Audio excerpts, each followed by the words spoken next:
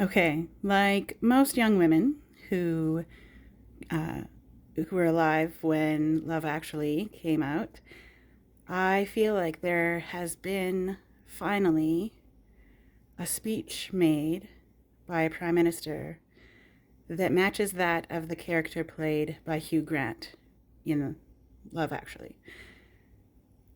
If you don't really follow Canadian politics, you might have heard it if you follow world politics. Our prime minister said some really great words this week at the economic summit. I don't know, details are not my strong suit. And I guess I'm more of a vibes person, but it was an inspiring speech. Speeches are supposed to be inspiring. It's a great time to have an inspiring speech. I think everything that has happened since then was really amazing too. That's great.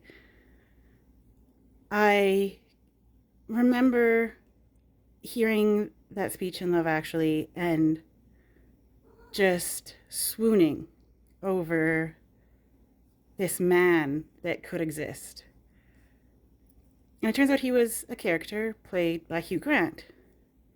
And I say that character, right? Somebody that we have created in our mind to represent an idea. And he represented a great idea. You know, that we need to stand up to bullies, that we need to respect ourselves and our community, right? He spoke up for the entire United Kingdom. And this week, our Prime Minister stood up for the whole world and said some really amazing things. And I've heard that he actually did write them, and that's fantastic. He is a very intelligent man. But I'm no longer a young woman. And as I grew up, that character of Hugh Grant became a little bit more tainted by reality. As we learn more about Hugh Grant, and it turns out it was nothing horrible. He's not this awful person. He's human.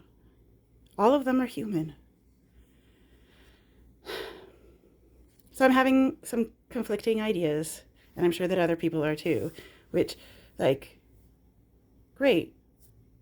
Our Prime Minister made a real impact on the world and made Canada a real player in the world. That's fantastic. It is. It is really good.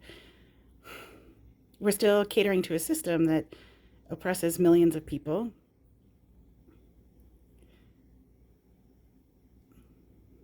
And that aspect about seeing the world as it is, not as it should be, is important to hear. But I want us to continue on seeing the world as it should be. And maybe we won't get a world leader like that. I know we won't. We can't. We have to have a realistic leader right now. So now it's time for local leaders like that, national leaders like that, provincial, state, county leaders, to not just look at the world as it is, but look at the world as it should be, because that is where you can make a change. Those smaller areas is where you can actually create the world as it should be. The world is hard to change. But don't forget that when we do that imagining, when we hold on to that idea,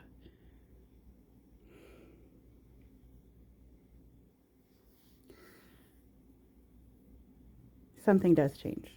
Maybe it's not the world. Maybe it's not the country. Maybe it's not your province. Maybe it's not even the community. But even if you change to believe in